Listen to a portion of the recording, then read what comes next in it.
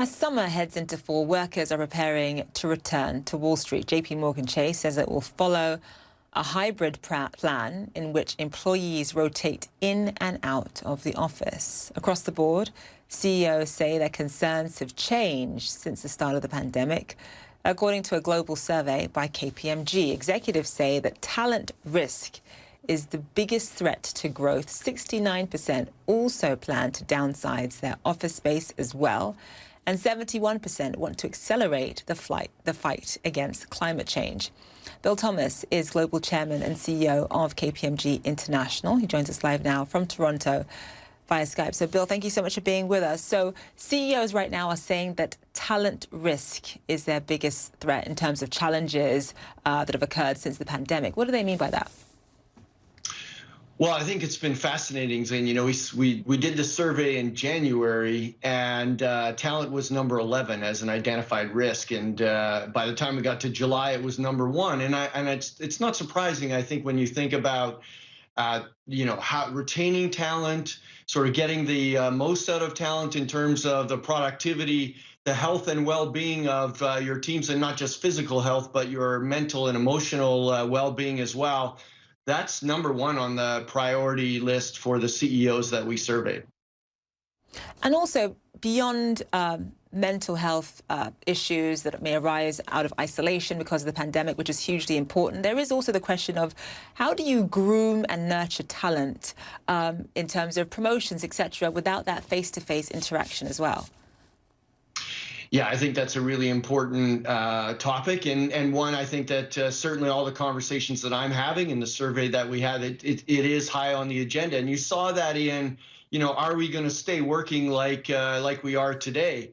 And I think the fact of the matter is we're not going to go back exactly to the way it was. But I don't think either we are certainly going to stay sort of like consistent with today. I think you're going to end up in a hybrid model, and that has a very big reason why is because of that need to interact with each other, collaborate, innovate, and frankly for people's mental and physical well-being. So there is obviously a need to interact, and as you mentioned, we will probably see a hybrid model. But in the meantime, in the short term, what is the future of the office space in a pandemic? Well, look, I think around the world, certainly, I think people are experimenting right now with what does that look like going back to the office. People are going back. Some people are going back in intervals, whether it's whole teams going back for a whole week and other teams for the next week. So I think there is a role to be played here by an office environment for the reasons we described. But as far as the long-term implications, I think people are still trying to figure that out. And so is working from home, since you mentioned, different parts of the world and different, different levels of success with all of this. Is working from home working better in some parts of the world than others?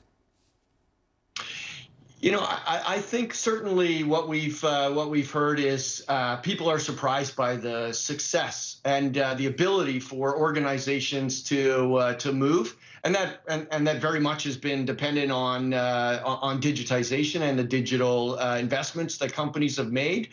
But there's no doubt that depending upon the business that you're in, or in some environments, the country that you're in, it has been more successful than others. And I think we just have to work through that. And since you touched on digitization, what sort of digital changes are companies investing in right now? Well, I think the obvious digital investments have been around how to connect people, how to get the most out of people, how to try and collaborate in a way that is, that's virtual as opposed to in person, for all the reasons that we touched on. But the other thing, frankly, saying that you're seeing is the incredible efforts that digital technologies are being used to help with the pandemic itself, whether that's cashless payments, remote medical advice, whether that's, virtual working, as I described. I mean, there's all sorts of different aspects that people are telling us they're using digital investments for to cope with what we're all going through. And, given that a lot of companies are bleeding money right now in the middle of the pandemic, partly because people might not be leaving their house, they're not shopping as often, that sort of thing, what are companies and what are CEOs saying about their belief in the resilience of their individual companies and also the resilience of the American economy? Yeah, it is interesting. The closer you get to home, the more comfortable and the more confident they are. So in our survey, if you asked people about the global economy, about a third of them had confidence in the global economy and from a growth perspective. If you look at the local country, it was even better still. So about 50%. And by the time you got to their own prospects for growth, CEOs that we surveyed were most sort of optimistic. And so that age-old adage of everybody's got a challenge, but we don't have our part of that challenge. That's playing out a little bit here as well. Yeah, interesting that people were optimistic, especially when you think about what's happening in the economy right now.